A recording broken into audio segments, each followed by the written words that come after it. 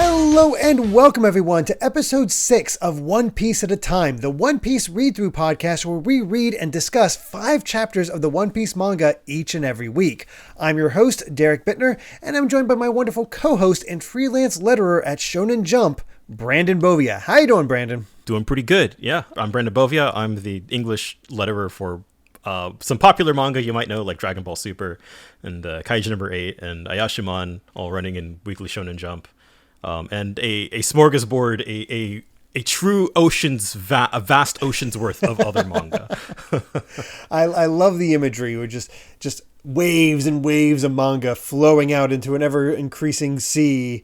But of course, we're landlocked today. Today is all about learning more of Klahador's plan. And yep. what exactly he's up to, because we heard last time it's like, this butler who's been antagonizing Usopp and decrying pirates and, you know, calling him a liar and whatnot. It's like, hey, you're trash. And like, hey, turns out this guy's got a bad guy. Who knew? Yeah.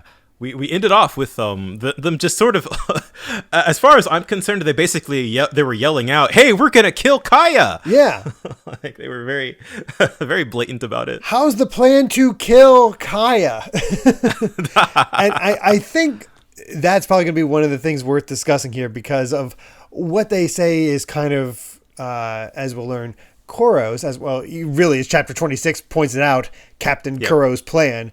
I wonder who that could be. Yeah, I wonder who that could be. But yeah, basically saying how eventually we learn he is apparently a mastermind of strategies. Actually, we learned that pretty quickly because right off the bat, we pick up with the whole Django, don't say murder. It's so sinister. It's like, all right, accident, Captain Kuro. Of course. And it's like we get a little bit more history on this Kuro where it's like, no, I discarded the name 3 years ago. Don't call me that. You're the captain now, Django. And then thankfully, Usopp has heard of this Kuro for the audience's sake. And his whole thing is carefully planned pillaging raids. But there was a rumor that 3 years ago he got caught by the Navy and executed. And I think a sticking point is going to be his plans. Yeah. Because I'm sorry, right at the cusp here, his plan kind of sucks. It falls apart very fast, as we'll see. I mean, I feel like we're still dealing with kind of like the small potato villains here. Mm-hmm. So but it is funny that we have this sort of like almost as soon as he's introduced as this like conniving, sinister, like, everything going according to plan, all according to Keikaku kind of character. And it falls apart pretty much as soon as we learn that he has a plan to begin with. Yeah, which we'll get into because some of it's his crew's fault, some of it's Luffy's fault, some of it is his fault, I think. It's so, for sure. Yeah, it's a little weird. Of course, we got to have I love this backstory where they're just talking. It's like, I wasn't sure about this plan, about, you quit pirating. Yes, we spread a rumor that you've been executed and you came to this village. We're back here like you ordered. It's like, thank you for this nice run through of exactly what's going on here. Yeah, I know they're talking to each other, right? But, it's just as important for the audience to know, even if it, maybe not the most graceful kind of exposition. Just like, I don't know if these characters, if we the audience didn't have to know, I don't think they would be talking like this, but that is what it is. It's for sure. It's definitely, even right at the beginning, the plan seems to fall apart because like Django, who, I don't know, hearing this line come out of his mouth just feels weird. As if it's murder, then I'm your man. And it's just like, doesn't look like a murderer to me. I'm sorry. He's like he seems like the incompetent lackey, not the cold-hearted murderer and all that stuff. He's also kind of gung-ho for it, I guess. Yeah. I think first mistake in Mr. Kuro's plan here was putting Django in charge. Yep, that definitely seems to be a problem. The concept that he was apparently in charge of, like, he was the captain of the crew for 3 years. Like, okay. It's impressive, to say the least. Yeah, didn't have anybody else around. And the other thing is like, again, we're getting holes in this plan where it's like, okay, you can't slit Kaya's throat or anything crude. It must appear like an accident. An accident that involves pirates raiding and killing everyone in the village. What the heck? Why does it need to be an accident it even gets flipped around to the next page. It's like, we wait for your signal, we attack the village, then we kill. Oh, we accident the girl to death so you can inherit the fortune. What? And then they have the whole thing where they got to hypnotize her before all that to like make her leave the fortune to her butler. But I'm still like, okay, the hypnotizing thing, that makes sense to me. That way it goes to Klahadore. His whole setup for being the kind butler makes sense. It all works. What's it matter if it's an accident or she's killed by pirates, which apparently they're just one and the same thing, but he's like, don't call it murder. Yeah. Very strange. I guess I can see where he doesn't want anybody to like to make it look suspicious. Like he doesn't want anybody to grow suspicion, but I feel like nobody would suspect, like, hey, pirates came and raided this small village and everybody died. And I somehow survived, so it's all mine. Like, I don't understand why. I guess it's good to have it in writing. Yeah. I guess he's trying to cover his bases, but it feels overkill for how stupid this plan is. Mm-hmm. The one smart thing here is the reasoning for him being undercover for 3 years and working on this. Is like, what good are the riches that you get if you've always got the Navy chasing you? Yeah. So it's like, oh, now I can actually enjoy it. So, hey. That makes sense. It's like actual crime disguised as a white-collar crime. Yeah, I guess that's a good way of putting it. And then we get the bombshell that kind of glazed over as well. And I don't even know how Django knows about this, but apparently Kuro's the reason that Kaya's parents are dead. He killed them. I guess safe to say that bit doesn't come up again in this batch of chapters we're talking about this episode, and I don't know if that ever comes up again. I don't think so. I think I can't remember the reason they said that her parents died either. Yeah, like I thought they were sick or something. I'll have to go back and check, but like I feel like this is just sort of a weird throwaway thing that doesn't come back up. Yeah, it's like wasn't part of my plan. Is like, okay, so what did happen? Yeah, what happened? What caused all this? That it just became that way because. Ostensibly, it makes sense to kill them so you can have this much more malleable, sick girl that becomes very ingratiated to you, which obviously has happened, as we'll see and have seen. But I'm just saying, Kuro as a villain, he's supposed to seem smart, much smarter than Buggy and Alvida and all the other villains we've seen up to this point, and he is compared to them, but I still don't think he's leaving as good of an impression as them either. Oh yeah, for sure. He's definitely... just sort of by design, his personality and his mannerisms are a lot less over the top than our previous villains so far. This whole plan thing is just like, I think because he's trying to be taken seriously, the second you pick it apart, it's like, wait, this is actually really dumb. Yeah, it really is. I will say the whole 3 years ingratiating yourself with the family so you can inherit it.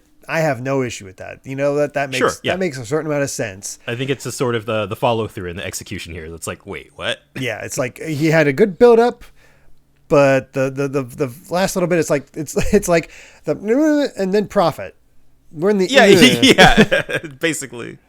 Thankfully, we have Luffy here to save this whole insanity because Usopp's freaking out. It's like, oh God, we've heard something horrible. I punched out this guy. Oh God, they're going to attack the village and kill Kaya. This is all terrible. And Luffy just stands up and is like, hey, don't do that. Of course, any sort of situation where subtlety is needed, you can count on Luffy to just like, no, we are not going to, he's going to follow his gut and he's going to yell at the bad guy to not do the bad thing. Yeah, exactly. He's like, I don't care. I will say the threatening aura that Kuro puts out towards Usopp. It's like, hear anything interesting? Okay, that's good. And just this lovely, wonderful play between Usopp and Luffy, where, of course, no fear for Luffy and Zoro and Usopp's all fear. It's like, we heard everything. It's like, shut up. Yep, you can always count on Luffy to you would just say whatever is in his head. Oh, yeah. But Usopp definitely has more sense than Luffy because he sees Django starting to do something with his ring, which he thinks he's going to kill them with. Instead, it's simply just, hypnotizing as always. But Luffy's very susceptible to hypnotizing, as we'll see. And conks out, falls off the cliff. Just falls asleep. obviously, a normal man, that would kill him head first into that. It's like, whoops. I love that Kuro over here is like, blasted Django, I thought you had this perfected. Like, I know. this man was in charge of your crew for 3 years. Exactly. This is the man you put in charge. And somehow he has command of him, because he was talking about how the Kuro's pirate crew were all ready to, like, so ready to kill that they're ready to slit each other's throats. So somehow he's able to keep them in line. It's competent incompetence at its finest. Mm-hmm. The one other moment I'll say I really like about Kuro for this set of chapters is that, like, oh, hey, should we do anything about this other guy, Usopp? Nope. Nobody's going to believe him, so why bother? Yeah. I feel like we're kind of getting the payoff to the whole boy who cried wolf kind of plot line that we got with the last batch of chapters. With Usopp being introduced as this guy who's, like, pirates coming. And then we have a situation where pirates are coming. And of course, naturally, nobody in the village, nobody buys it. Yeah. It's heartbreaking in a way because, again, that first moment where he was introduced was very annoying to me. I didn't think it was the greatest introduction to him. But the payoff here, where we've now learned a bit more about Usopp, we see the flashback to him first meeting Kaya and wanting to cheer her up and how he kind of won her over. And how that friendship formed. It pays off, and he's so concerned. He runs past Nami, Zoro, and the kids, and they're just like, "What the heck's going on?" And it just fails completely. Also, am I crazy, or was Zoro's lack of direction emphasized more in the anime? Because I felt like that was a big gag, and now it's like, hey, how do I get to the beach? And like, yeah, show me how to get to the beach. And he's bad with directions, but not in an obvious way so far. It's weird. Yeah. I don't remember, because that is definitely a character trait that the manga leans into a lot as we go on, but as we'll see later on, it isn't as emphasized here, at least in this story arc. Like, I feel like that's something that comes into play later. It seems like it, but another thing that kind of caught me off because it just seemed like a bigger deal. Yeah. It will be. Obviously, nobody believes him. Everybody trusts Clawhador instead. And it's just the whole, like, crap. Yep. Hoisted by my own petard. And hey, that's probably the best benefit of this, like, crazy giga brain plan that Kuro's got here, is that, like, the villagers trust him. This is a story arc about trust in that way, that you can't just sort of, like, lying is bad and it has consequences. Yeah, there's good lying and there's bad lying, and this is kind of bad lying. Not working out for Usopp. Nobody's believing him. The pirates are getting ready to attack the next morning, tomorrow at dawn, and we end off this chapter with Luffy not, obviously nobody believes he's dead. He's just sleeping on it. Yeah, he's out cold. Yep, just sort of setting all that up, which, solid chapter, good interactions for Usopp. Still have that sort of trademark humor, but Kuro's plan leaves a bit to be desired. A little bit, yeah. And apparently that's the end of volume 4, so only 97 more to go. We could do it. We are so close. We can do it. We're not even in triple digits yet. Nope. Oh, well. Let's get to chapter 27, where we get 90s action at its best with True Lies. That had to be on purpose, I swear. Yeah, I wonder. We begin with Kaya and the Goat Man, who turns out his name is Mary. Okay, I think I had that right. Yeah, I forget which one you said, but she's done this extra special thing where Mary went to the next town, picked up some glasses for Kuro as a thank you gift for 3 years of working with him. She trusts him so much. Kuro, Clawhador is a good person, Yeah, the biggest surprise to me is that this island has more than one town. Yeah, they always say about how it's such a small town, but maybe he went on a boat, because the way they make it seems, especially with how the as we'll see later with the docking of the pirates, yeah, it feels like there's only 2 ways to get off this island, and that's about it. And the way Luffy's running around later, it's like, I don't think this is a very big island. Yeah, I don't know. I don't know.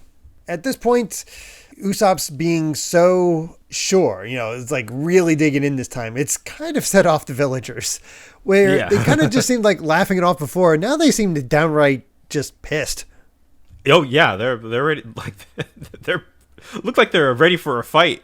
They're gonna teach them a lesson. Yeah, seriously, it's like, my God. I mean, apparently there was something boiling under the surface because just yeah. I mean, I guess last chapter they mentioned that like this is twice in the same day, and so maybe that was enough for them to be like, okay, enough of this. Yeah. Like, oh God, if it's gonna start being twice a day now, I can't take it. Yeah, unacceptable. Nope.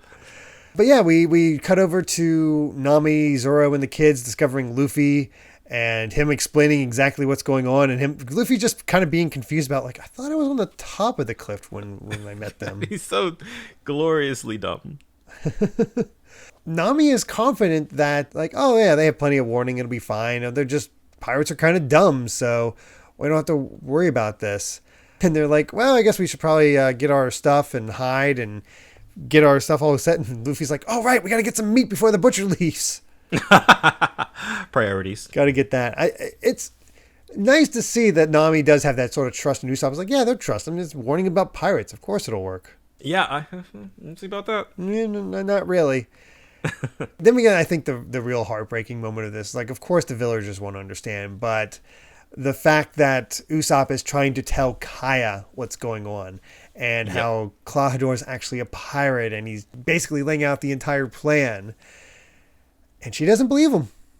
Yeah. This one's definitely rough to go through, but obviously she's the one who trusts Klahadore the most, so it would be pretty hard for her to believe that, like, she's going to die by his hand. And it's totally believable from her perspective that, like, he's thinking that Usopp is just upset after the altercation that happened a few chapters ago. Yeah, this is still the same day, so he's, like, obviously smarting from this, and just now it's like, it really, I can see it feeling like he just wants to get back at Klahadore, and she's like, why? I liked your stories about just crazy things. You never hurt anybody, and now you're just actively besmirching a name. How it's upsetting. Yeah. I do find it funny that the guards are just like, oh, damn it, he did it again. God, we suck at our job. And he's, again, unlike in the anime and the manga, like, he's just standing outside of her window on the first floor. Yeah. There's nothing inconspicuous about it. So they're just, I don't know, asleep at the wheel, not paying attention. Really does seem that way. And I completely forgot that we got a demonstration of Usopp's skills here. Yeah, this is where this gets introduced, because the guards come in to, throw him out. And he just bites him, dodges a bullet, which, my God, they were going for it, and uses his slingshot to take out both of them, which, holy crap, Usopp. Yeah, this is a really cool way. I mean, as kind of heartbreaking as the scene is, it is a cool way to introduce, like, what Usopp's prowess is, especially since he has just been, as far as the reader is concerned up to this point, like, he's just a guy who lies, but, like, no, he has skill. Yeah, he's an amazing marksman. And, like, I guess it's interesting that a few chapters ago when Luffy, he was like, oh yeah, your dad was on Shanks's crew and he was a really good marksman.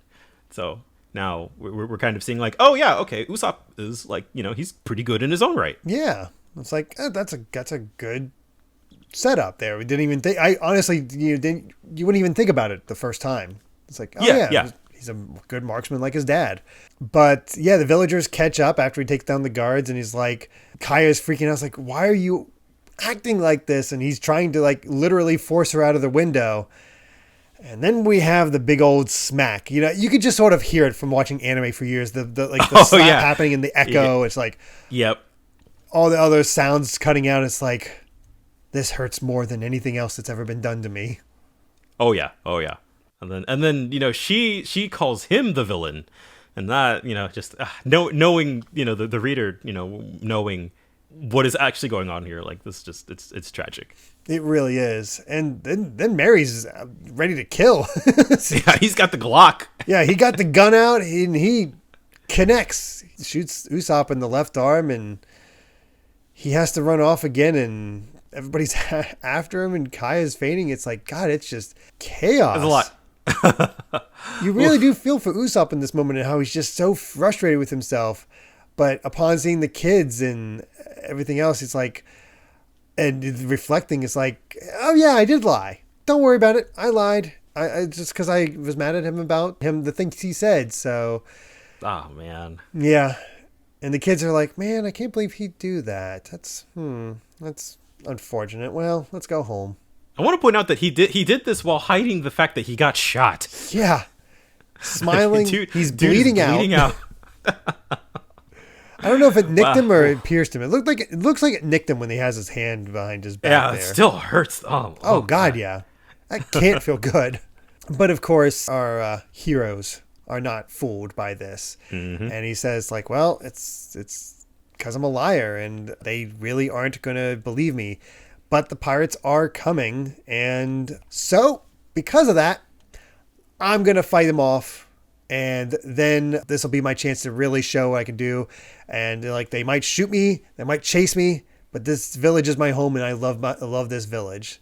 I do want to point out this little bit of dialogue where Usopp is like, he's going to fight off the pirates and then he'll have a real tall tale to tale. He may be a liar, but this time his tale will come true. And I feel like that is sort of the character of Usopp in a nutshell, is the liar, scaredy cat, but, willing to fight when the chips are down. And I think that's a big part of the, at least to the appeal to me for Usopp. Yeah. This is you really come around on him at this point, if you hadn't at this up to this point, just because it's a very likable trait, especially as he goes further into the plan and what he wants to say, why he wants to do this. But he's just at the very basics. It's like, all right, I don't want to let everybody get murdered, and then the others, of course, deciding it's like, yeah, we're gonna help you, and Nami's like, yeah, I'm gonna rob them. I do love. I'm a sucker for these moments where, you finally have the heroes are convinced that it's like, okay, this is our time to step in. Everybody's helping out. We know this is your fight, but we want to help you with this fight. So because you've just really appealed to us that much. It's very cathartic. It is very cathartic.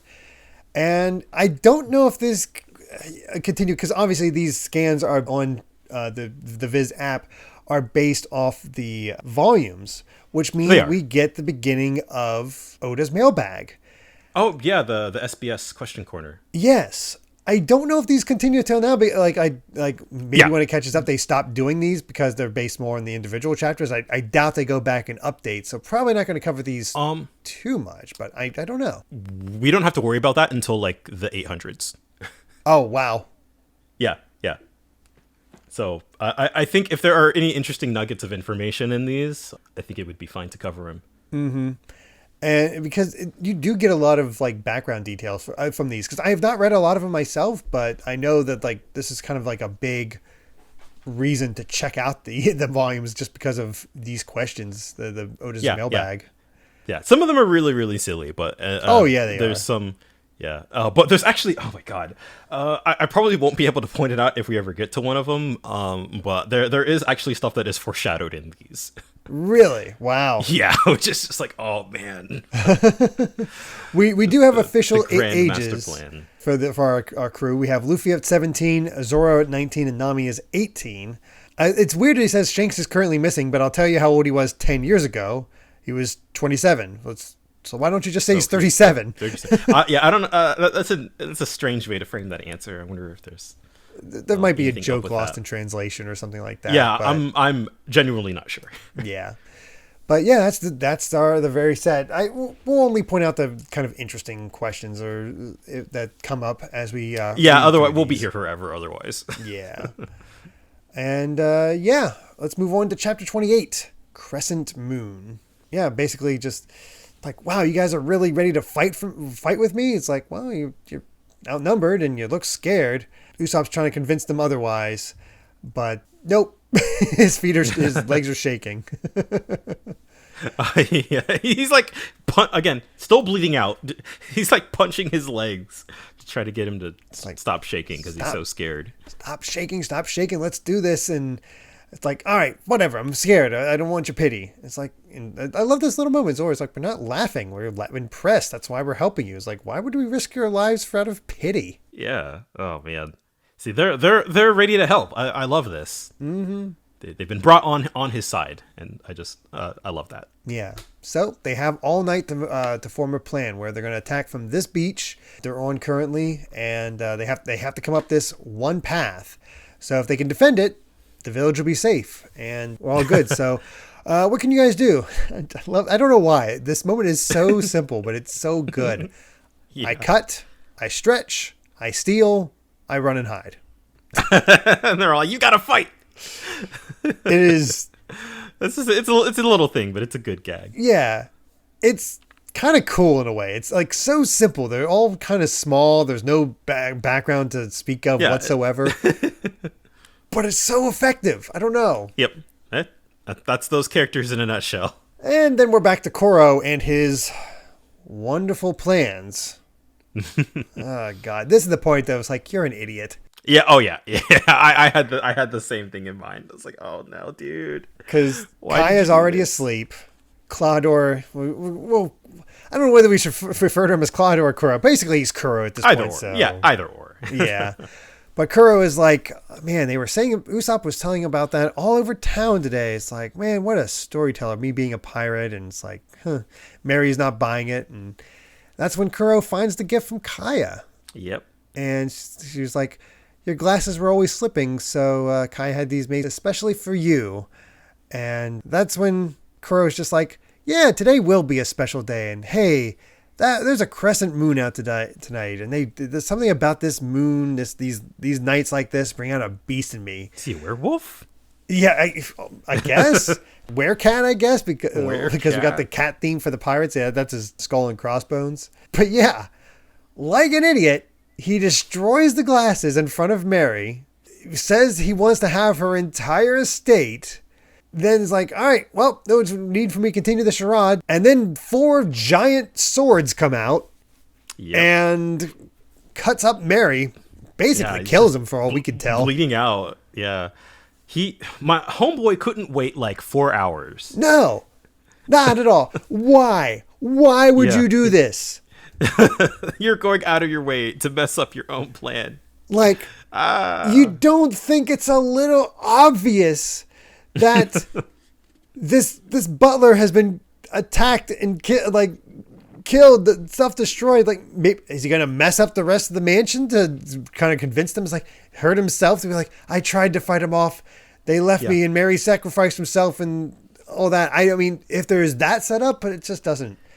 Since we don't have the full understanding of what's the plan with the pirates and how far they're going to kill, or whether they're going to leave people alive or they're just going to wipe out the entire village, we don't know. Hard to justify.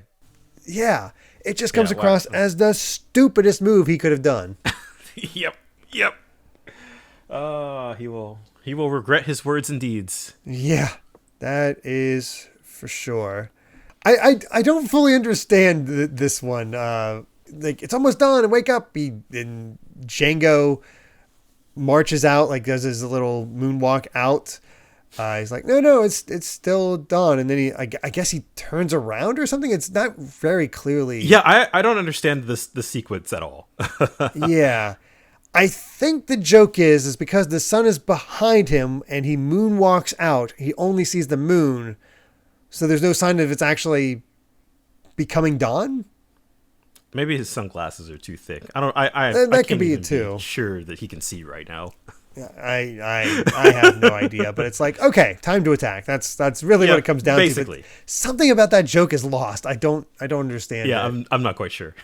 We've seen the plan they've been working on all night, where they've oiled up the entire pass, so that when they try to run up it, they'll slip and slide, and they can just easily pick them off one at a time. Some real Looney Tunes stuff right there. Mm-hmm. And Nami with the unfortunate foreshadowing with like, well, we would look dumb if we got caught in our own trap. It sure would be unfortunate if we got caught in our own trap. That'd be bad. No worries. It's dawn. The pirates are coming. We're ready for them. We see them hit land. They're hitting the beach. And then they notice the 2 docks, the 2 boats docked there, belonging to Nami and Zoro and Luffy. Yeah.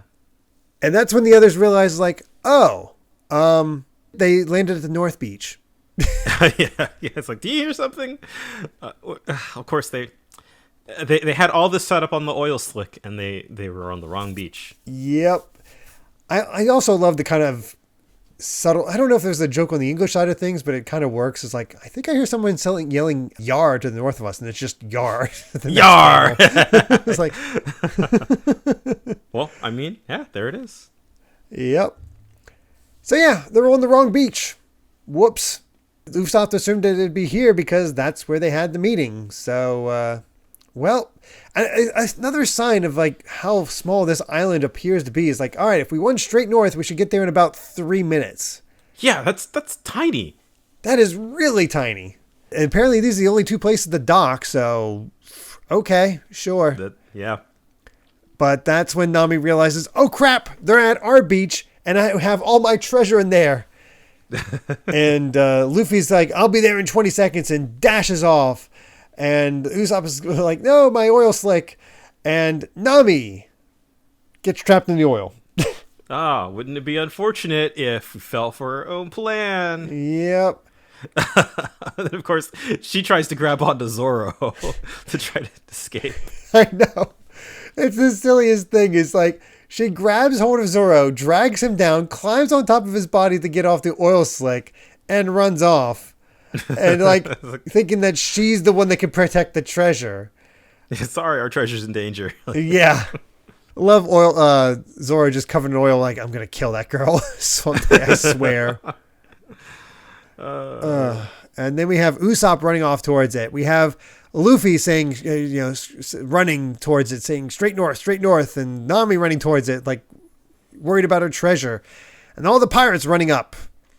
And damn, they're fast, because before they can even make it to the top, Usopp has already arrived and shot a lot of them down. Yeah. God, this island's small. Yeah. Yeah, again, hey, they're able to get there in 3 minutes, apparently. And again, like, they said that there's apparently a second town on this island, so I don't have a good lay of the land for this place, which is something I know Oda goes into excruciating detail with some of the later story arcs. Oh, okay. they're almost like these. They feel like Zelda dungeons with these just complex structures and multiple floors, and characters talking about how they need to go from here to here to here to here. And of course, there's some arcs that are just like, they just take place in one location and it's fine. But yeah, there's definitely something about this island that I'm just like, I don't understand. But it's not important. But no, it's not. I can't quite visualize, where everybody is and how big this place is. Mm-hmm. And Usopp's there. He's saying, he's making his big stand. It's like, we're fully prepared, and turn back if you value your lives. And we're left the chapter with Zoro struggling to get up the oil slick still, and Luffy lost outside the village. He said head north, so I just went in the direction that seemed coldest. Now that seems like what would be a Zoro joke later on in the manga. Yeah. I almost feel like these two circumstances should be swapped.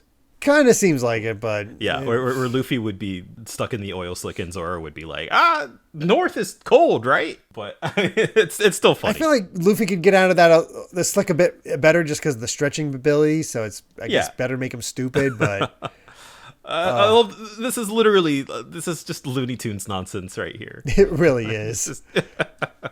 We also found out, thanks to the next SBS, that Zoro's other, last name, Roanoa, is inspired by the pirate Francois Lolonois, or Loanoa as the Japanese would pronounce it, which I'm not familiar with that pirate. No. So, but it is cool. As he alludes, Morgan and Ovida are both named after pirates who actually existed, and there's a whole bunch of others. Uh-huh. And I, from what I remember, a lot of these SBS segments do go into like the inspiration behind some of the like naming of the characters, which is pretty cool. I'm not familiar with that pirate, but hey, kids, you got Google, look it up. Yeah, learn more about them. Not in 1997, you don't. I guess that's true. Go to the library, kids. I also love this little peek at Buggy's hair, just real quick. Oh yeah, it's like it's got like little like braids that are placed inside of his hat, so they're like flowing out of it. I'm glad we got that detail. That was very important. It's appropriately silly. Yes. But yeah, chapter 29, Uphill Battle. I love this chapter cover. Yeah, there's something great about it. It's simultaneously cool and clever because Zoro just hanging out, Luffy having his hat clipped in so he could have his other hat. And I don't know. Oh, wow, I didn't even see that. Yeah, they're all snowboarding. Yeah, there's something kind of it's fun, neat. Yeah. But yeah, we have Usopp standing alone, facing down the Koro pirates, and they have a huge ship. Yeah, seriously. He's basically immediately wondering, like, how am I the first one here? Luffy was way faster. He's just freaking out. It's like, And, well, time to lie. It's like, I have 10 million fighting men ready to crush you. And none of the pirates believe it except for Django. There's always got to be one. There's always going to be one. But we got our captain. Yeah. Like 3 years. 3 years. He was in charge. Maybe bring it down to 1,000. Maybe that'd be believable. I don't know. I've called the Navy or something. Maybe that'll be something. But Usopp might not be the best liar. But even more worrying is that even though Django said, hey, don't bother with those boats, they look like they don't even have any treasure in it, they did check it out. It's like, oh, wait, there's like 5 million berries in this one. So we're going to take that. It's like, and Usopp's like, oh, here's a good lie. That's my treasure. You can take it if you leave. And then, of course, they're just like, no, we're going to take the treasure and stay. Like, duh, they're pirates. Yeah. There's even this wonderful little, like, just panel joke. It's like, he's trying to pay us off? Scum pirate. Oh, yeah. Pirate, yeah. Why, that's scum? How dare he? His moral code. Pirates and their moral codes or something else. That is yeah. something. But it's time for Django to try to start hypnotizing. Usopp still doesn't know what he's doing with it. He has not seen it. So he's like, oh, it's a projectile weapon. And it's like, oh, no. But before he can get hypnotized, Nami's like, stop giving away my money. Just comes in and bonks him. Oh, it's pretty great. Very, very consistent characterization on Nami's part, though. She's all about the treasure more so than the lives of anybody else involved in here. Exactly. But she does finally explain. It's like, hey, that guy's a hypnotist. Don't look at the ring. Wow. Who knew? But yeah, it is down to just these two in order to take on the entire pirates, which... Yep. These are some of my favorite interactions in One Piece in general, of just Nami and Usopp in particular, both just trying to convince each other that they're not fit to fight. They're like, you expect me to do it just because I'm a man? I'm scared. I'm just a girl. What do you want me to do? It's so good. We get to see a lot of Usopp's ingenuity here. It's like, oh wait, I have caltrops. Let's get those in there, and they toss out the caltrops, and well, we don't actually see the results right away because Zoro is still attempting to get up this hill until he realizes, okay, I'm going to use my swords to dig in and just make it up. That can't be good for his swords. No, it really can't. I mean, I guess it could just be dirt, but it could also be like solid rock. They're kind of on a... Yeah, they are technically on a road, so you think that's packed down a bit. Yeah, oof. I don't think katanas are really that good for stabbing. No. But yeah, he makes it out, and he's like, all right, where's the beach? And Luffy is still running around like, where is North? They're both completely lost at this point. He just runs into just like a wall in the forest. But hey, the caltrops worked. The pirates stepped on them. They're being slowed down. Yeah, it's a good thing they're stupid. Yeah, as Nami said, pirates are generally dumb. And use this opportunity to shoot a bunch more. Like, Usopp's doing all right. Yeah, he's firing actual literal lead at them. Yeah. He's firing bullets with his slingshot. Again, these wonderful interactions are just excuses for neither of them to fight. It's like, you're doing great. I'm going to take a breather.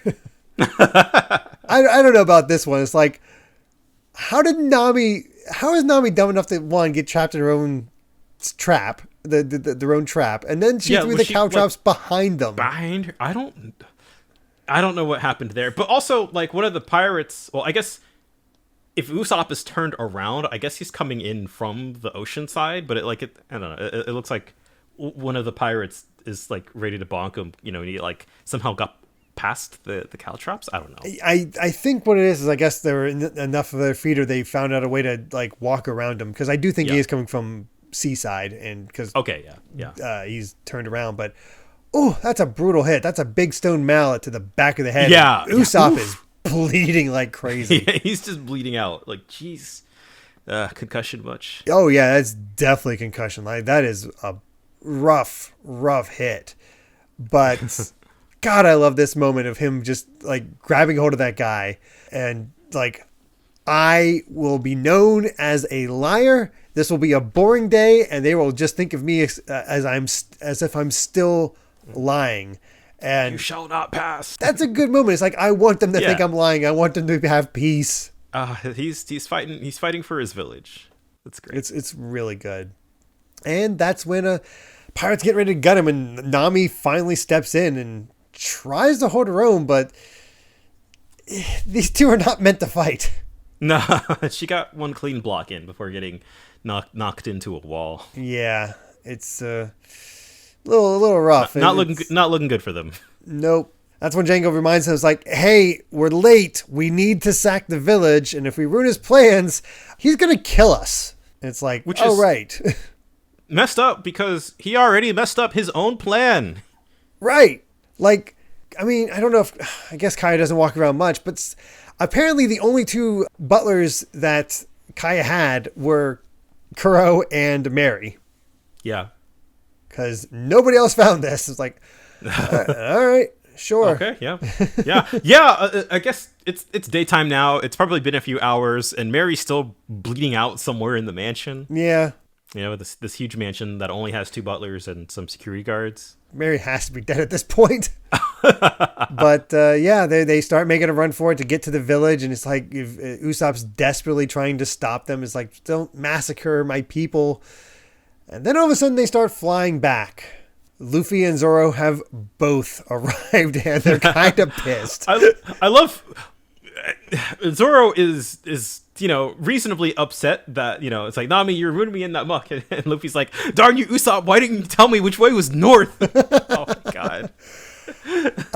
And we were talking about this before we started recording today, but I thought they were lost for far longer because of the anime. Yeah. My memories of the anime. It felt like Usopp and Nami were on their own for like 2-3 episodes. Yeah, seriously. But they're already here. Yeah, it was like a gag for a chapter. Yeah. And I think it's much better paced that way. Oh yeah. This is I feel like, at least so far, I think we're about like halfway through the story arc now. But I'm liking it a lot more than I remembered. Yeah, sure. Again, that pacing helps where you're just getting more into it, seeing more. The hits keep on coming. Mm-hmm. I like the extra time with the characters, but sometimes when you're into this action, it's like, it does feel a little like stalling. Yeah, the pace has been really brisk, which I appreciate. Which brings us to the end of that chapter with the, all right, Luffy and Zoro are ready to take him out. And I guess we're on to our final chapter for the week. I did want to point out here on this SBS, because we talked about this a few episodes ago with Emoji, the guy with the weird face or with the weird hair on Buggy's crew. And Oda has this great diagram of what happens when his hair grows out. Oh God, yeah, he looks like a bear. Turns out it's a rabbit, and then kind of gets like a lion's mane. It's real weird. It is really weird. Moji is just a weird character. But. Yeah, really weird character. All right, well, chapter 30, Backfire, and Kuro's not happy. He's just that's a great pose of him sitting in the front of the mansion with his stupid like palms holding up his glasses pose, and he's just man spreading and very angry.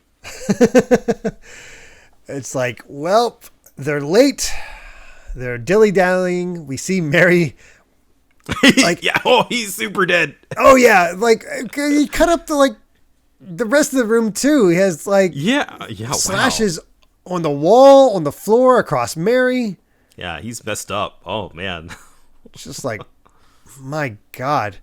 But I guess he won't have to split the Kaya's money if he puts them all to death, because he's started walking. I guess he's going towards them to see what's going on.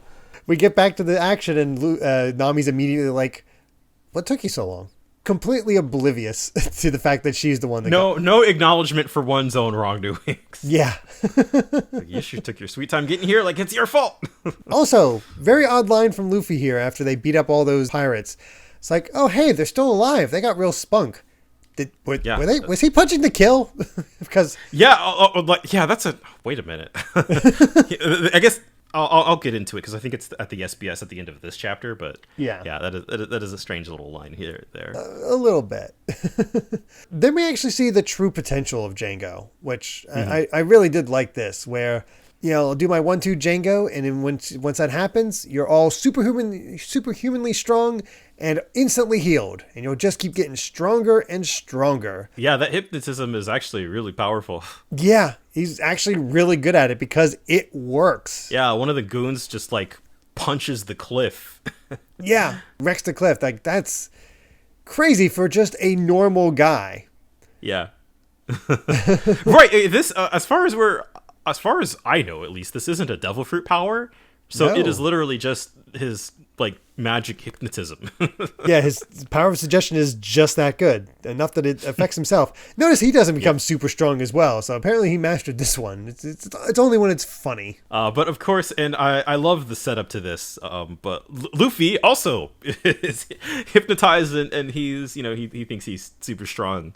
But like we already saw, Luffy is very susceptible to this hypnotism, so it's cool that it applies in this case too.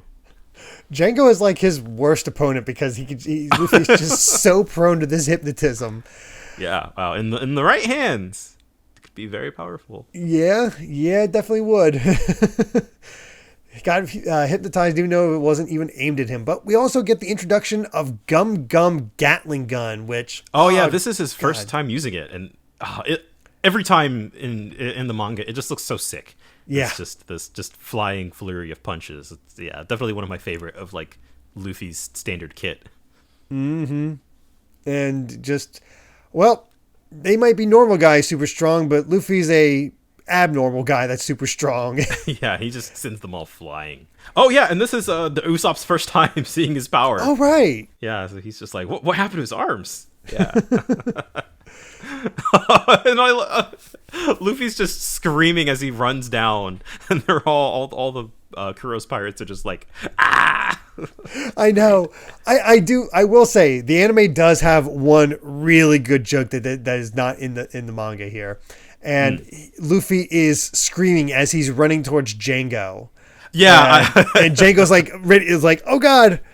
And he runs past him. He just runs right past him. Unfortunately, that's not here, but he still runs past him, which I guess is its own little thing. But the reaction from Django is, I think, what kind of sells that joke. Yeah. But then we get the utterly amazing fact that Luffy rips off the mast. The stem post. The stem post that's like it's in the shape of a cat, and the cat has a little sweat drop like nobody told me this was going to happen today. And Luffy's going to use the stem post to start smashing the pirates, like, which is God. I love this sequence so much. And they're like, oh right, I should probably turn off the hypnotism. He crushes a bunch of them, but also like falls asleep under the post that he ripped off. Pretty much all the minor pirates are taken out. Luffy is asleep under the mast. And now it's down to just Usopp, Nami, and Zoro. And I like how Usopp and Nami are just cross-legged and just sort of taking a breather. Yeah, they're just like, we'll sit this one out. Thanks. But this is also bad because they can't carry out the plan now. And the Kuro's going to be even more upset at them. Not so good. Yeah, it's like wrecking my stuff. Yeah, it's like wrecking the plans, wrecking the stuff. This is just not good. It is notable that Django is much more worried about Kuro than the kids right now. Yeah. Than everybody else. It's like, forget the kids. My boss is going to be very upset.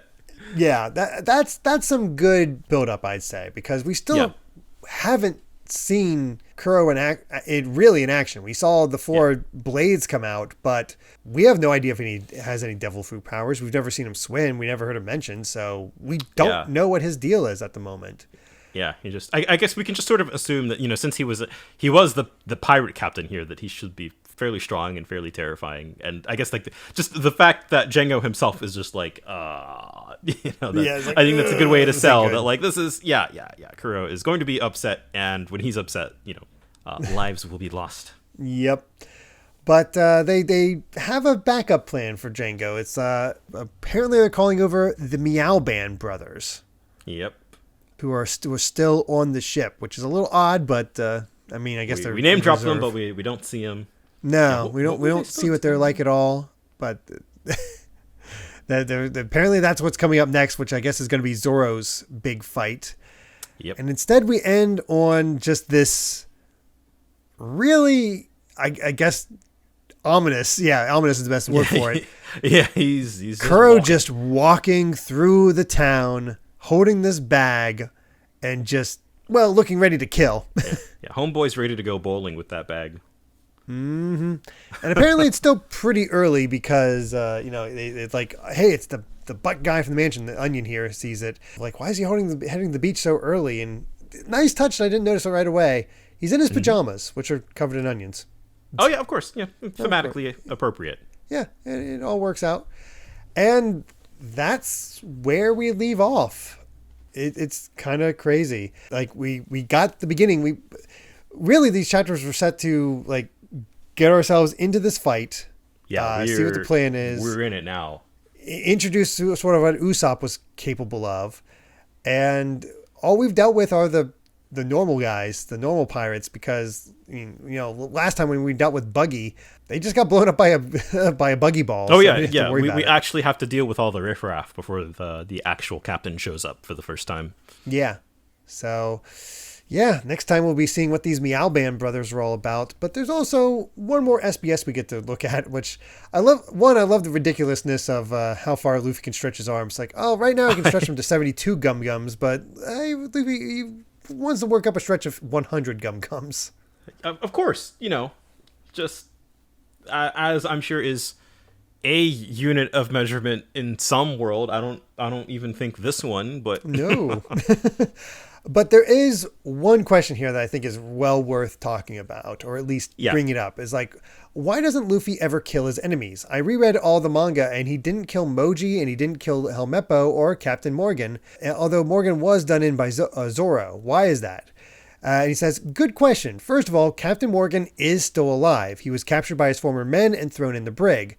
The reason Luffy doesn't kill is this. In his era, men live by their beliefs and risk their lives to defend them.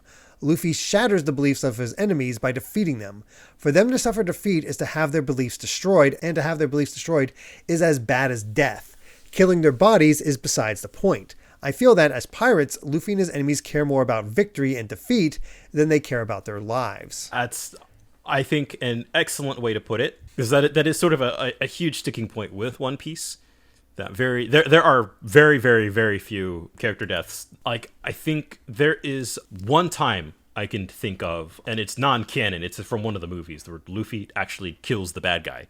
Oh, weird. Like that. Yeah, it is, and well warranted for that situation. But I think that is sort of a hard line, and just sort of in general, not just Luffy, but when somebody dies in One Piece, I think Oda really wants you to like that is a huge thing, Yeah, that is not something that he just does willy-nilly. I'm trying to think of who died so far. The only one I can think of is that pirate who got blown up by Buggy. Yeah, that might be one. But I guess as far as like the major named characters are concerned, he's very careful with like who lives and who dies, basically. Right. Yeah, which is maybe we'll get to way down the line. That is sort of a sticking point with some fans and some folks, and some moments for characters not dying when they should have, maybe, but yeah, I do that is sort of something that he goes out of his way to establish, that like no, that's not something that we do normally. Right. Which I think has merit. I think that definitely Yeah. has merit with how that all that breaks down. Yeah, it was cool that he answered that here. But I'd say a good set of chapters. I feel like the pacing has definitely helped this story arc compared to the anime. Yeah, like I said, we're halfway through, I think, and it's been very brisk. It's been great. I'm not quite sure what we'll exactly get into next time, but we at least have the plan. It's not a good plan, especially the pirate part, but it is a plan. It is a plan, but most plans kind of went to hell this time because so did Usopp. So very true. It's just kind of in line, but yeah, I believe with that, we've said all we wanted to say about chapters 26 to 30 of One Piece. Thank you so much for listening, and you can find more of my ramblings and stream VODs over at BitNerd Games on YouTube or BitNerd with an underscore at the end on Twitter. Brandon, where can they find you at? I'm at Brandon Bovia on Twitter. You can just come check me out. I talk about manga that I work on and normal stuff and anime and games and stuff. It's a chill time. Well worth checking out, I'd say. Likewise. Thank you. Of course, if you'd like to help us out more, you can support the podcast over at patreon.com/Derek Bittner. That's DERRICKBITNER to listen to the next episode 3 days early. And make sure to return next time as we discuss chapters 31 to 35 of One Piece. Until then, my friends, bye. Bye-bye.